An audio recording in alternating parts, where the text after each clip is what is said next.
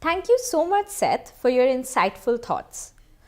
Prime Minister Modi recently announced the introduction of national health IDs for every Indian citizen under the newly launched Digital Health Mission. The Digital Health ID will store patients' personal health records that would help consolidate health data, thus ensuring its interoperability. However, with limited digital infrastructure in the rural areas and absence of a data protection law, this initiative raises a few concerns around inclusion and privacy. How can the government balance these concerns with its ambitious plan to create a digital health infrastructure? How can digital transformation of healthcare facilitate equitable and affordable access to healthcare? We have Chris Gopalakrishnan, chairman at Axela Ventures and co-founder of Infosys, delivering a keynote on India's digital transformation of healthcare. As co-founder of Infosys, he served as its vice chairman from 2011 to 2014 and the CEO and MD from 2007 to 2011. He was elected president of India's Apex Industry Chamber, Confederation of Indian Industry between 2013 and 2014. He served as one of the co-chairs of the World Economic Forum in Davos in January 2014. He serves on the board of several education and research organizations, including the International Institute of Information Technology in Bangalore and the Okinawa Institute of Science and Technology. He is the chairman of the Vision Group on IT of Karnataka government and the chairman of CII Startup Council. Welcome, Mr. Gopalakrishnan.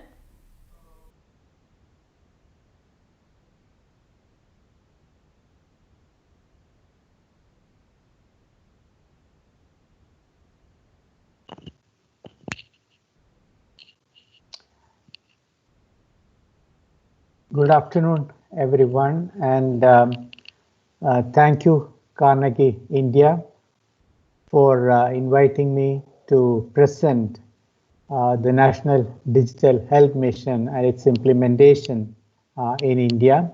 Let me share my screen at this point.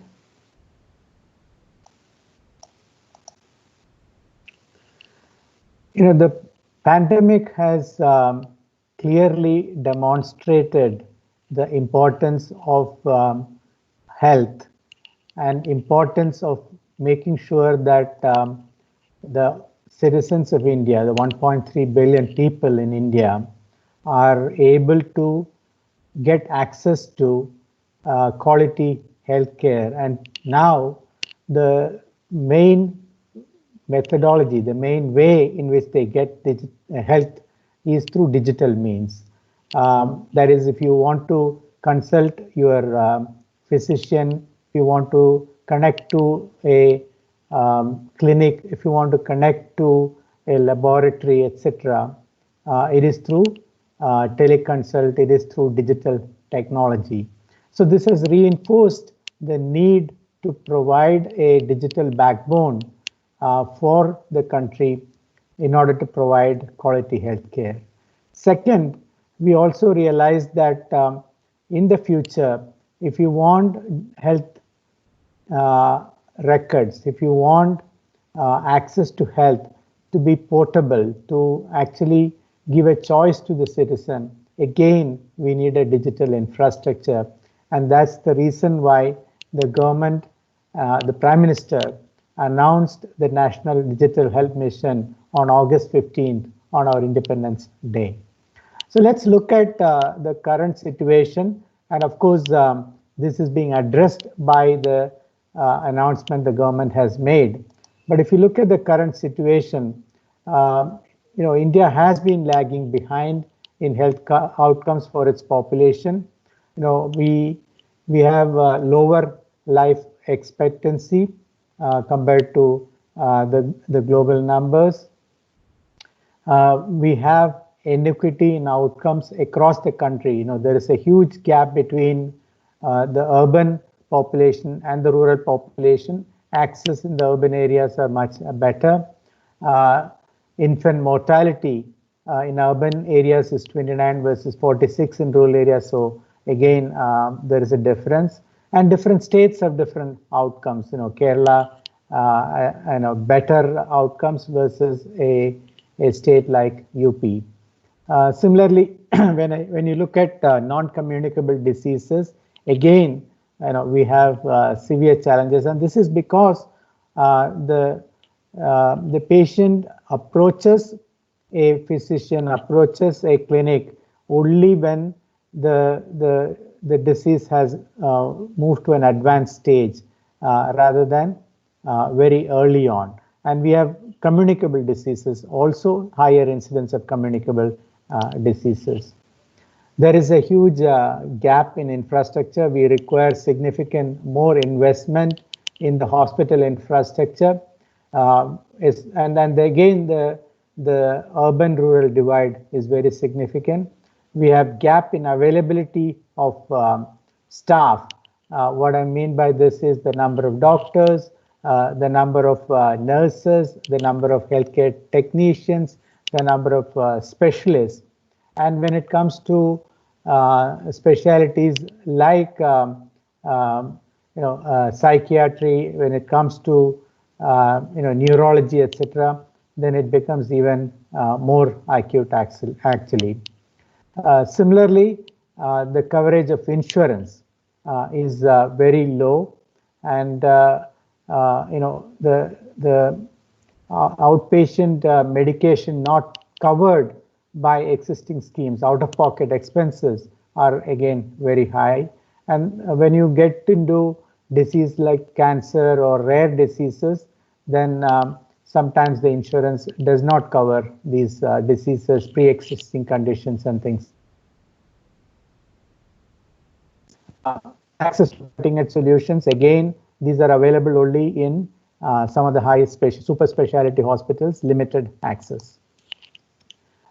The experience also from primary to secondary to tertiary care is varied. We have suboptimal patient experience across the continuum of care.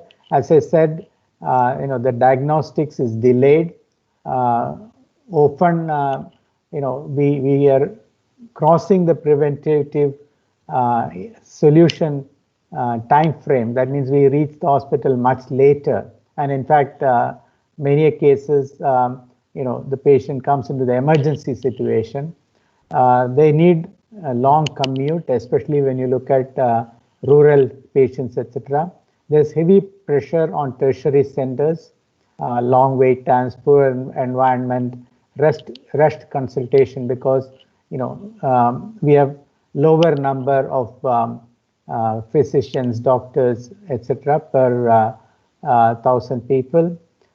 There are dropouts. When the patient starts seeing improvement, they don't do follow-ups, etc. So the illness may not be completely cured, and it may recur. Absence of availability of medications at the right time. No visibility of choices. So again, it impacts the quality of outcome care, financial impact. For many people, their inpatient care is provided in a government hospital where again the infrastructure may not be sufficient to support the patient, and the post intervention care and support is again missing, and with sometimes lower literacy, etc., this becomes a significant challenge in the recuperation period, etc. Many a time, especially if you are in rural areas, if you're poor, incidence of a serious illness causes extreme economic difficulty for the patient, and that's really the reason why the government has announced the National Digital Health Mission. And I firmly believe that this will make a significant difference. So the vision is to create an open digital ecosystem for health. It must support universal health coverage to ensure access, and government subsequently has made other announcements, and I'll talk about that. Create an API-based architecture, which means that people can plug into this into this ecosystem, into this infrastructure, and we can actually leapfrog from a siloed healthcare architecture that we have today to a common framework which allows interoperability and things like that. And of course, whenever we talk about digital infrastructure, we need to think about security, we need to think about confidentiality and privacy of the patient level data. And the vision for National Digital Health Mission encapsulates all these principles and make sure that this is designed from the beginning, designed from day one. The timing is also right, because we have probably one of the cheapest digital infrastructure in the world, powered by mobile technology. India has today one of the lowest cost, widest coverage, very good telecom infrastructure. We have the Aadhaar identity infrastructure, and through that we have also created what is called the Jan Dhan payment and financial inclusion infrastructure. So the underlying let's say preparatory work has already been done in terms of technology and the financial inclusion network. Second, the government has announced Ayushman Bharat, the Pradhan Mantri Jan Arogya Yojana, which is one of the largest programs for inclusion. This provides this is the first step in the direction of universal healthcare. So people who qualify for that now get included in this with significant reimbursement from the government and private sources. So this is the first step in providing a social security network and a universal healthcare infrastructure in the country. And the crisis, as I said, has created the impetus for digital healthcare solutions. This has created a behavior shift. Previous to the crisis, COVID crisis, adoption of telehealth and teleconsult was less than 5%. Now, in certain instances, certain hospitals, if you query them, it is almost 70–80% because there is no other choice. This is the only way in which you can actually see your doctor and things like that. So over the last few months, the last 4 months, we have seen 3x increase in the number of sessions for each user. We have seen 100% increase in adoption by the health tech players and things like that. So how does this whole thing look like? And this is a very busy slide, but such a complex system like this, of course, must have all the layers and all the objectives and the goals incorporated into that, and that's the reason why this is a complex slide. It will create an ecosystem for public and private innovation. So if you look at the bottom half, that's the digital public infrastructure, and it actually comes out of the learnings that India has from creating the financial technology infrastructure in the country. So at the bottom, you will still find the India Stack, the JAM, that I talked about, Jan Dhan, Aadhaar, mobile infrastructure. And above that, you have, again, this is part of the public infrastructure, so that this doesn't have to be replicated in the upper layers. So you have registries like doctor, nurse registry, facility registry, which is the service providers, etc. The procedure registry, so that we can over time standardize the procedures. So thinking about the future, we can even look at a layer of diagnostic bots and things like that. I'll come to that. Then you have drug registry and things like that. So you have a set of registries that are common to all the layers above that. Then you have the personal health records. Again, we need to standardize on that, but you will see that when we transition, the system also accounts for other formats in which the health records are present, including even paper records and things like that. So in the personal health records, you have e-prescription, discharge summary, diagnostic reports, and the consent manager, because consent manager has to be there such that the personal health record, which is the digital health record, is secure. The patient has the control over it. The citizen has the control over it and give consent as and when needed. And the third element of this is a common infrastructure for claims, e-claims, including the Ayushman Bharat infrastructure that's already there. And this allows private participants to access Ayushman Bharat patients. Then you have e-vouchers where somebody can actually donate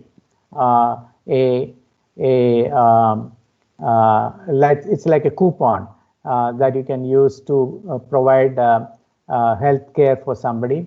Above that, which is called the augmentation layer, which is basically the engines that take care of some of the automation and things like that, different protocols, converting from one protocol to another, one record format to another record format, ability to integrate with existing systems, because every hospital today, especially the major hospitals, have their own system. So how do we connect to those systems? Then the diagnostic bots and things like that, so that we can think about automation and bringing quality of care through technology in the future, and the matching engine, which allows us to match different services and things like that, when the patient requires multiple services and things like that. Above that, open health services network, these are interoperable marketplace. Now the private innovation comes in, and this is where through APIs, etc., the private players can actually build these applications.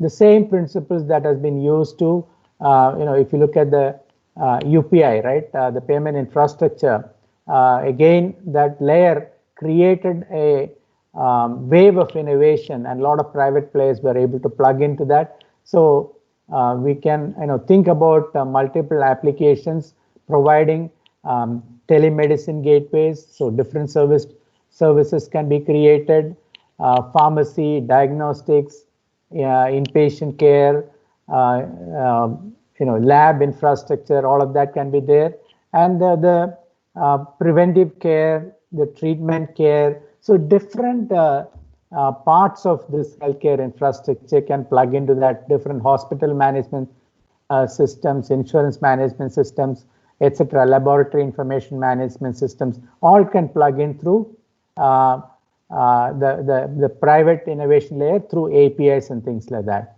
Now, this infrastructure has to be maintained.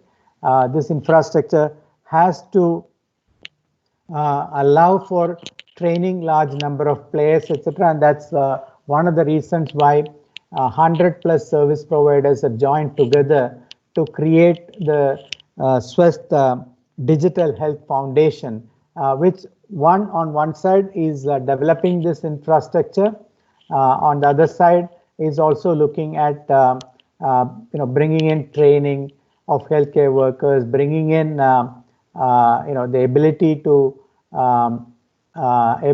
to connect small, large, and mid-size service providers into this network. But they need hand-holding. The large service providers can actually figure this out, but the individual physician, the small clinics, etc., will require support in connecting to this.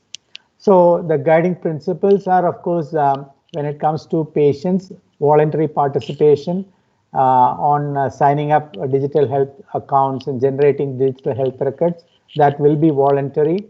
and an option to opt out after sign up. This follows the PDP bill protocol and things like that, principles from the PDP bill. Privacy and security by design. It's a federated model. There shouldn't be any single point of failure. There shouldn't be a single way, a location where security can be breached, etc. It must connect small and large service providers. It must connect individual doctors. There has to be a step-by-step mechanism in which you connect. They can also leverage the open source code that's there so that they don't need to develop actually any IT capabilities at all. And because it's digital, this can reach out to remote areas and things like wherever telephone connectivity is available, this can reach out to. Seamless portability, international protocols and things like that will play a pivotal role in creating national portability. I talked about existing formats of records being translated to these standard formats and things like that. Comprehensive, information, education, communication strategies shall be deployed through appropriate communication channels to empower the end users. And thinking about the future, we must allow for preventive care, wellness centers, mobile screening, etc. And they will also get access provided the patient gives consent to the health records in real-time manner. Again, repeating this, it's a federated architecture. It can in real time accumulate digital records from various sources.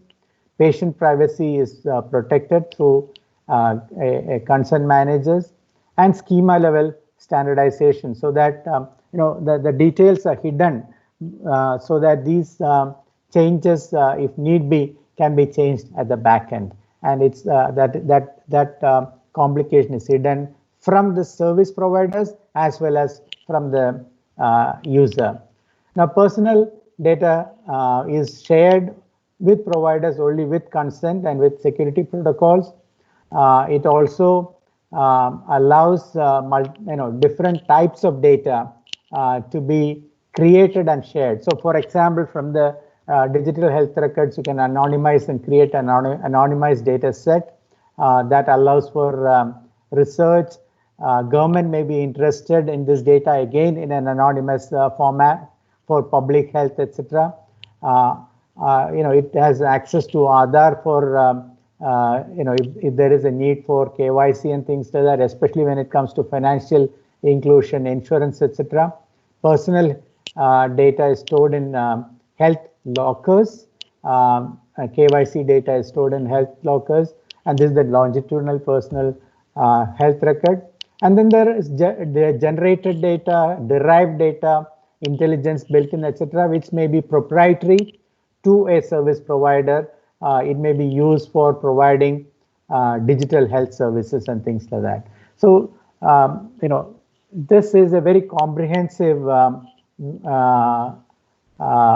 design and implementation of the National Digital Health Mission vision.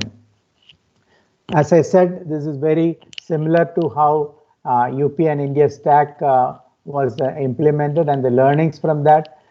This will go a long way. On one side, providing access to the 1.3 billion Indians. On the other side, innovation will allow existing service providers to plug into this system.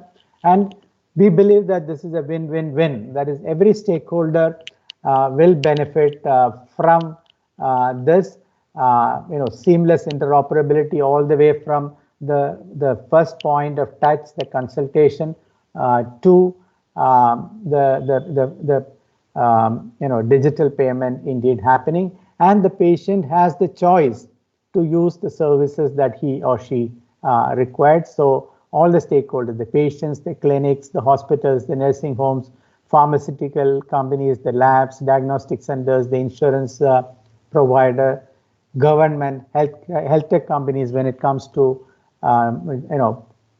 trials or access to anonymized data, etc. All of this has been thought out in this, and we believe that this will enable quality healthcare to be provided for the 1.3 billion Indians at an affordable cost.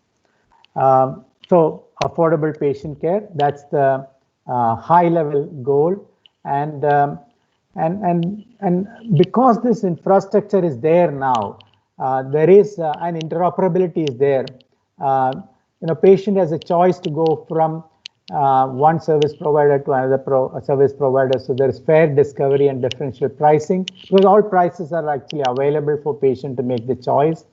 Lower acquisition costs, again, because of the technology infrastructure, outpatient financing is possible, coupons, etc., e-vouchers are possible, customized insurance, credit offerings. So there are lots of possible new generation services which are based on patient's behavior and things. So you can actually create customized insurance based on patient's behavior. So if the patient is actually healthy, follows a regime of eating healthy and things like that, automatically the insurance premium can be reduced. And this has looked at the best practices in other parts of the world, and we've actually brought in those best practices to India through this this infrastructure and things like that.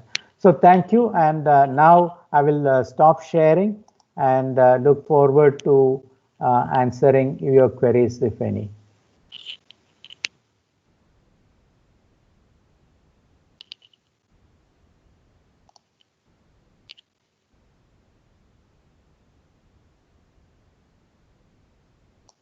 Okay, there is a first question. A recent announcement suggested that the National Digital Health System, currently in pilot phase in 6 union territories, is ready for nationwide rollout. What infrastructure is needed for nationwide rollout? The 6 union territories are actually rolling out some parts of it. Especially the patient registry and things like that, the patient ID creation, etc. So this is piloted now. When will this be rolled out across the country? Because what is provided at the union territories actually could be rolled out elsewhere also.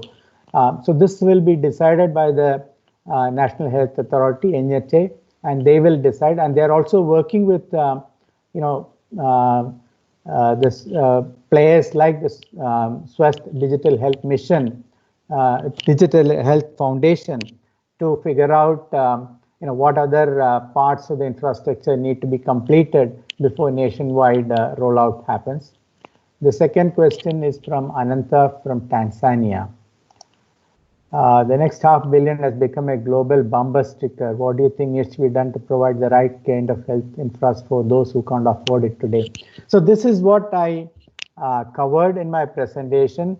You need to have a digital infrastructure at the bottom, which is what we call public goods, which allows all players to plug in, which reduces the cost of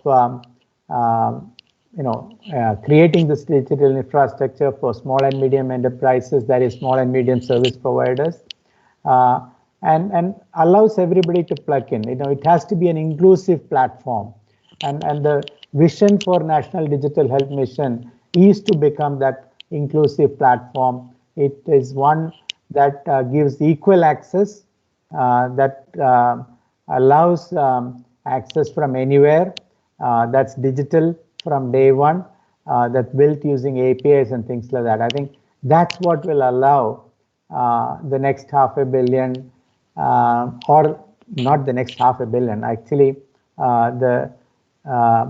what I call the 2/3 of the world population, 60%, 65% of the world's population, to get access to quality, affordable healthcare.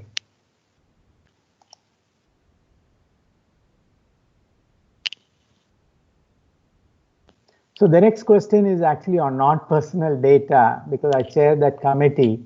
I would not like to answer the question on non-personal data here, except say that the National Digital Health Mission has has taken the principles from PDP bill, the Personal Data Protection Bill, and has also taken from the non-personal data protection, non-personal data regulatory frameworks that are in draft today. So they are all considered when this framework is being created.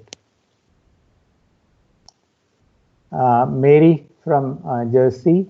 The world has been talking about preparing for a pandemic for decades as a result of hyperglobalization. Yet the philanthropic community has done little to support the endeavor. Do you think this will change post the pandemic? Even during the pandemic, I believe that a lot of support has come from philanthropic organizations in terms of accelerating the quest for a vaccine. Accelerating, for example, in India, providing personal protection equipment for healthcare providers, providers and things like healthcare workers. In terms of making this vaccine available at an affordable price to large parts of the population, large percentage of the population. Again, there is a role the philanthropic community is playing. In healthcare, philanthropic community has been very active actually, but the problems are of such proportion that we need to all work together. So government, the philanthropic community, the NGO sector, the private sector, the for-profit sector, the research community, the academic community, all of us will have to work together in order to look at all aspects. Ultimately, we need to ensure access, we need to ensure affordability, we need to ensure quality, and technology is the solution for many of this actually. And that's the reason why India has come out with this framework, the National Digital Health Mission, and I hope that it will get implemented sooner than later. India's ambitious goals. There's a lot of participation, both from, let's say, volunteer groups, from not-for-profit entities like the Swasth Digital Health Foundation, then the government entities and private sector. Private sector is also participating in working to take this framework and implementing this framework, connecting their own IT infrastructure, their own systems to the NDHM framework that the government has come up with.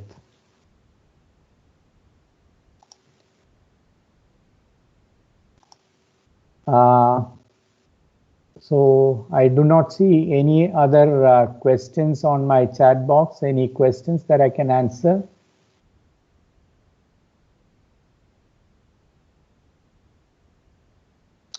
If not, let me again thank the organizers for giving me this opportunity to share the NDHM framework and the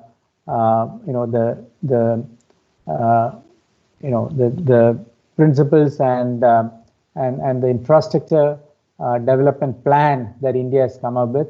I believe that it will allow India to leapfrog, and it will allow India to provide quality healthcare, affordable healthcare to 1.3 billion Indians, and it allows public and private participation in making this a reality. Thank you all very much, and let me wish you all a happy new year before I conclude. Thank you.